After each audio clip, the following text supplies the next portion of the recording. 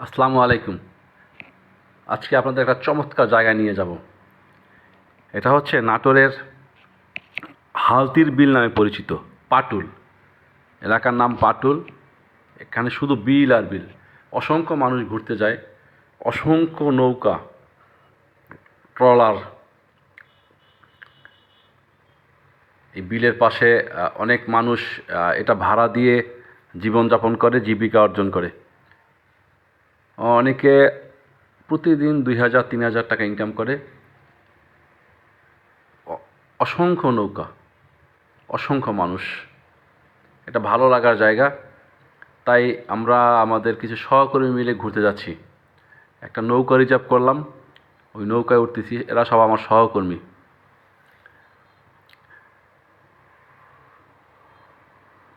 এই যে বিলটা আমরা ঘুরবো, এই বিলটা হচ্ছে ধান রোপণ করা হয়। এই বর্ষার দিনে মনে হয় এটা একটা সাগর। যেদিকে তাকাবেন সেদিকেই শুধু পানি আর পানি। নূতন কেউ আসলে মনে হবে আসলে এটা একটা সাগরের ভিতরে আমরা আছি। আসলে এটা সাগর না, এটা একটা বিল। এখানে ধান রোপণ করে, যখন বর্ষা চলে যায় তখন এখানে ধান রোপণ করে। আর এখন হচ্ছে মানুষজন পিকনিকের জন্য আসে, ঘোরার জন্য আসে। এই যে বাড়িগুলো দেখা যাচ্ছে, এটা হচ্ছে বিলের মাঝখানে মাঝখানে যে বাড়িগুলো থাকে, সেই বাড়িগুলো। এরা নৌকায় চলাচল করে, এরা বাজার করতে যায় নৌকায়, এবং আসার পর আর কোথাও বের হতে পারে না। বাসায় যখন থাকে আর বের হয় না, হয়তো সপ্তাহ বাজার নিয়ে আসে। তা আমরা ঘুরতে ঘুরতে এমন একটা জায়গায় আসলাম, এটাকে বলে জিরো পয়েন্ট। এখানে মানুষ ঘুরতে আসবে এই জন্য এলাকার লোক সরকারিভাবেই সবাই মিলে এটা একটা বড় মাটি দিয়ে উঁচু করছে। উঁচু করার পর পাথর এবং ইট বালু সিমেন্ট দিয়ে চতুর্দিকে পাকা করছে, যে মানুষজন নদীর মাঝখানে, যেমন এই বিলের মাঝখানে এসে এখানে একটু সময় কাটাতে পারে, আনন্দ করতে পারে। অসংখ্য দোকান, এখানে বিভিন্ন বাচ্চাদের খেলনা পাওয়া যায়। আর সবাই যারা আসে, ঘুরতে আসে, বাচ্চাদের জন্য খেলনা নিয়ে যায়। এবং এখানে একটা মুক্তিযোদ্ধাদের জন্য একটা ভাস্কর্য করছে।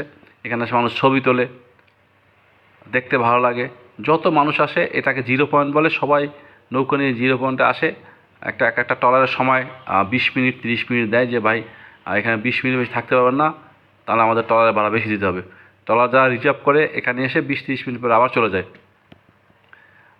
যারা ট্রলার ভাড়া করে না, অল্প টাকায় আসে, এখানে তারা অনেকক্ষণ থাকতে পারে। বিভিন্ন জায়গার লোকজন এসে এখানে ওই নৌকা এসেই দেখেন গোসল করতেছে। এখানে অসংখ্য মানুষ গোসল করে। এবং যারা টায়ার ভাড়া দেয়, বড় বড় টায়ার ভাড়া দিয়ে ওরা জীবিকা নির্বাহ করে। টাওয়ার দিয়ে অনেকগুলো, মানে 50 টাকা করে, 50 টাকা করে নেয়, যে আমার এই টায়ার নিয়ে গোসল করলে 50 টাকা দিতে হবে। আর মানুষজন গোসল করে এখানে। আমরা পরে দেখার শেষে আমরা আবার ফিরে আসতেছি। আসলে চমৎকার জায়গা, ঘুরতে আসবেন। আসসালামু আলাইকুম।